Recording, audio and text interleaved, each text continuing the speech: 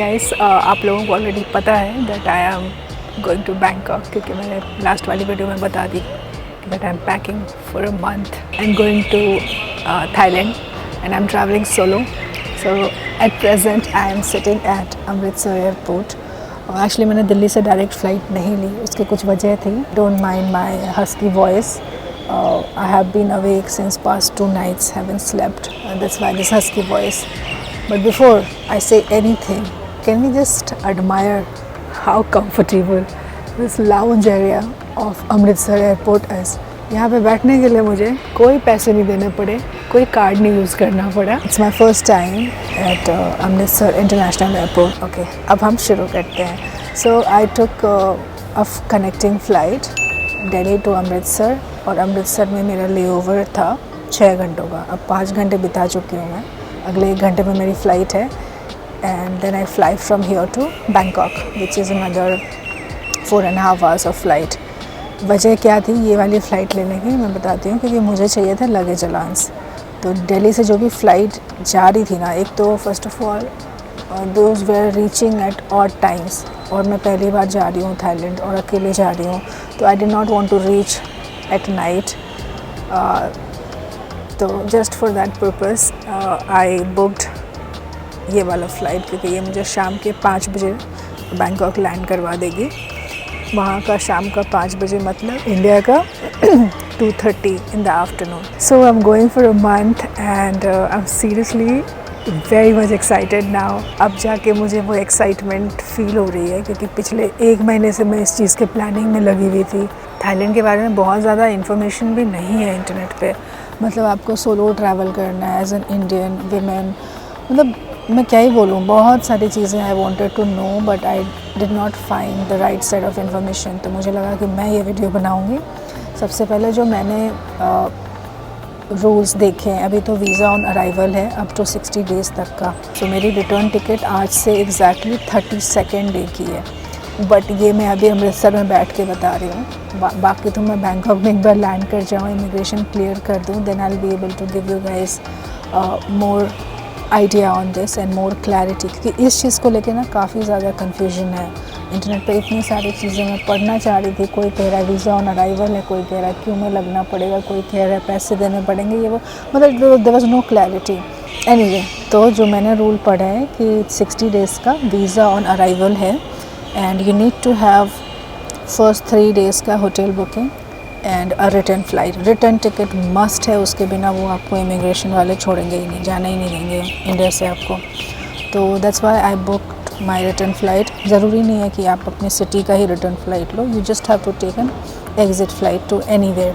और बीच में मैंने सोचा कि शायद मैं वियतनाम और कम्बोडिया भी चली जाऊँगी वहाँ से. देन आई रियलाइज़ कि नहीं, I like doing solo travel and 1 महीने के लिए थाईलैंड जा रही हूँ, तो I want to see a lot of Thailand, मतलब जो भी मैं देख पाऊँ. सोंगक्रान फेस्टिवल अटेंड करके आऊँगी. Songkran is a kind of Holi but it's their new year celebration. तो या तो मैं थाईलैंड छोड़ के कहीं नहीं जा रही हूँ. अगले 1 महीने तक मैं थाईलैंड में ही रहूँगी. But I do have my bookings for first 3 nights in Bangkok. उसके बाद मैंने बहुत ज़्यादा प्लानिंग नहीं की है कि मुझे कहाँ जाना है. Like few places I do have in mind, but बाकी का मैं वहाँ जाके ही सॉर्ट आउट करूँगी. So yeah, I'm so excited. इससे पहले मैंने इंटरनेशनल ट्रैवल किए तो हैं, like 7-8 countries I have been, but you know वो सारे के सारे travel was organized by travel agencies, tour operators, tourism boards. तो मैं बहुत ज़्यादा इन्वेस्टेड नहीं थी in the planning phase of all those trips. But ये वाली जो ट्रिप है ना, ये 100% मैंने खुद से प्लान की है सारी की सारी चीज़ें. I know people will say कि थाईलैंड तो इतना ईजी डेस्टिनेशन है, I have heard about it. बाकी तो मैं वहाँ जाके ही देखूँगी. But I am seriously so excited, really looking forward to it. मतलब रात को 2 बजे मेरी फ़्लाइट थी दिल्ली से, तो मैं एयरपोर्ट पहुँच गई थी अराउंड 10-11 बजे पहुँच गई थी. Then I sat in the lounge, had my tea, coffee, food. फिर फ़्लाइट लेके अमृतसर पहुँच गई एंड जब यहाँ पहुँची तो सुबह के 3:30-4 बज रहे थे. तो फिर अब यहाँ पे तो लाउंज भी नहीं है, मतलब डोमेस्टिक वाले एयरपोर्ट पे. तो मैं क्या करूँ, फिर मैं बैठ के मैंने वीडियो एडिटिंग करी. केरला का एक एपिसोड पेंडिंग है जो मैं एडिट कर रही थी. एंड फिर उसके बाद बहुत तेज़ नींद आने लगी। Then I got my coffee, और तब तक फिर ये एयर इंडिया वाले फिर चेक इन लेने लगे सामान वगैरह। तो आ गई मैं, जो चेक इन करा लिया, इमिग्रेशन क्लियर हो गया, and now I am sitting in the lounge. Solid. ये काउच देख के ना लिटरली सोने का मन कर रहा है अभी। बट या इट्स 8:33 और मेरा बोर्डिंग टाइम जो है वो 9:40 है, सो ऑलमोस्ट 1 घंटे बाद बोर्डिंग है।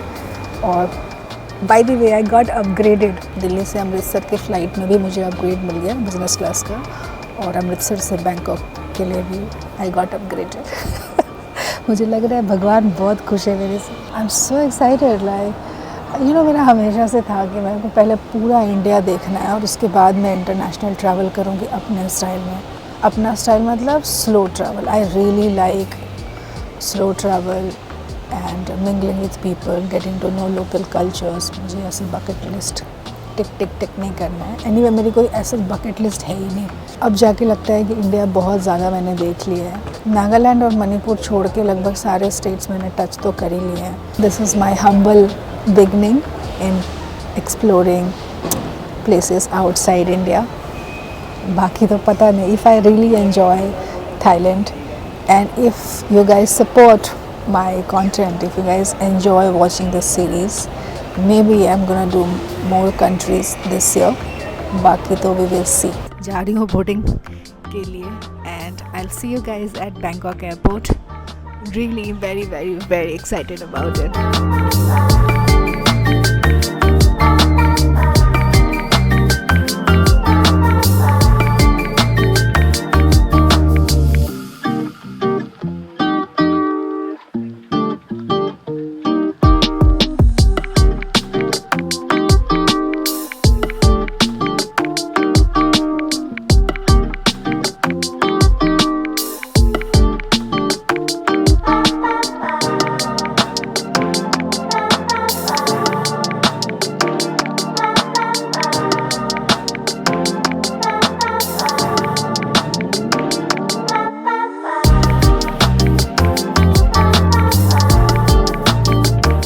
Can't believe this has started.